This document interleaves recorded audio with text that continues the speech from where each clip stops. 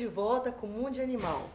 Tiver alguma dúvida, quiser dar uma sugestão, se quiser fazer alguma pergunta para a doutora Carla, é só falar conosco, mundianimal@tvmundi.com.br. Doutora Carla, alguns internautas mandaram umas dúvidas para nós. Será que a senhora poderia nos ajudar com as respostas? Vamos lá, gente. Uma senhora de Mariporã, ela não se identificou e ela fez uma pergunta assim. Meu animal é um poodle e sofre de muito estresse. Ele tem 2 anos e já comeu todos os sapatos do meu marido.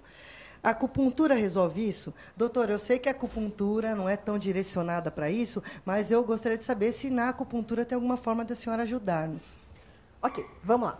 Primeiro, a acupuntura é só uma das armas terapêuticas, tá? Então, a primeira coisa que a gente vai ter que diferenciar. Neste caso, como é um caso de comportamento, eu penso que teria que trabalhar mais com talvez treinadores ou adestradores, tá?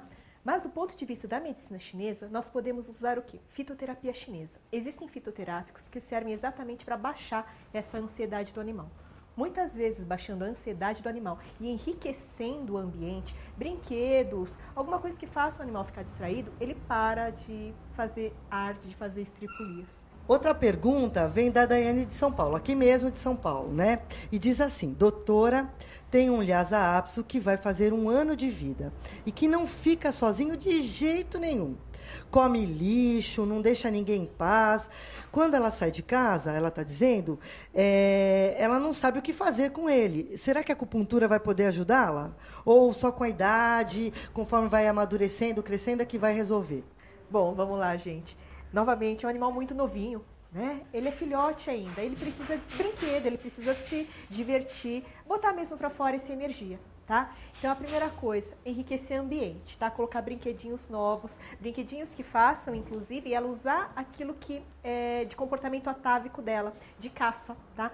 Então, garrafinhas com petisquinho lá dentro. Eu acho pouco provável que nessa idade a acupuntura seja de grande valia. Talvez, novamente, fitoterapia chinesa.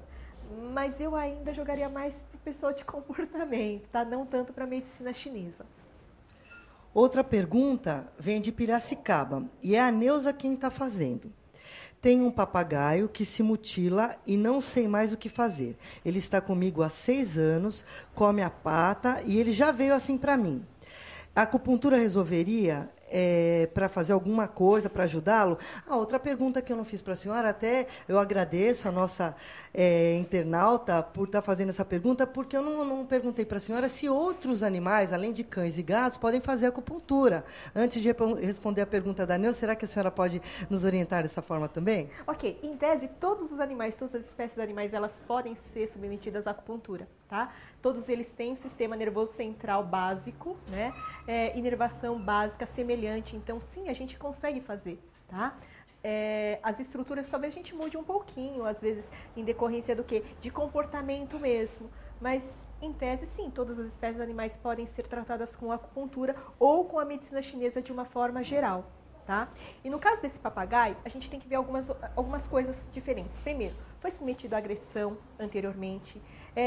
Que tipo de local que ele está? Se ele está em um local em que ele se sente bem, tá? Então é aquela coisa, o papagaio é um animal silvestre, ele deveria ficar no local mais adequado para ele, ele deveria estar solto, na verdade. E se ele está em casa, como que ele está? Como que é esse ambiente dele, né? O estresse pode fazer com que o animal comece a se mordiscar. A gente vai ter que lembrar uma outra coisa. Toda vez que tem uma feridinha e ela começa a cicatrizar, ele coça. Então o animal pode começar a cutucar aquilo. Pode ser problema de coluna? Pode. Por quê? Em humanos a gente tem bem essa referência. Uma pessoa que tem, por exemplo, uma dor lombar, ela tem essa dor irradiando para a perna, que seria o quê? A ciática ou a ciatalgia. Tá? E o animal pode ter isso. A pessoa vai lá e massageia, né? Mas o animal vai fazer o quê? Ele não tem como se massagear, então ele começa a se lamber ou começa a se mordiscar. E esse parece ser o caso do gato. Do gato não, desculpe, do papagaio. E a nossa última pergunta, o Paulo aqui de São Paulo está perguntando que o cachorro dele pulou da cama E, após esse pulo, ele começou a, em algum momento da brincadeira, durante o dia, ele não apoia a patinha no chão. Ele quer saber se ele deve procurar algum médico de acupuntura, ele tem radiografias e tudo mais, não apresenta nenhuma fratura nem nada, ele disse, e se a acupuntura poderia ajudá-lo. Vamos lá, esse é um dos casos mais típicos, tá? Animais que têm o costume de pular de móveis, tá? Tanto para subir quanto para descer. Quando eles sobem, todo o centro de gravidade é deslocado para trás, ou seja, eu tenho um comprometimento ou eles forçam um pouquinho mais a região lombar. Então, na hora de subir, a região lombar é forçada e, portanto, se eu tiver alguma alteração, eu vou ter aqui na lombar. Bom, mas assim como o animal sobe, ele vai descer. E a hora que ele desce, todo o centro de gravidade vem aqui para frente, tá? O que acontece com isso? A cervical pode ser comprometida. A gente tem que lembrar que qualquer espécie animal, se tiver uma alteração em lombar, ela vai fazer uma compensação cervical, isso inclusive em humanos.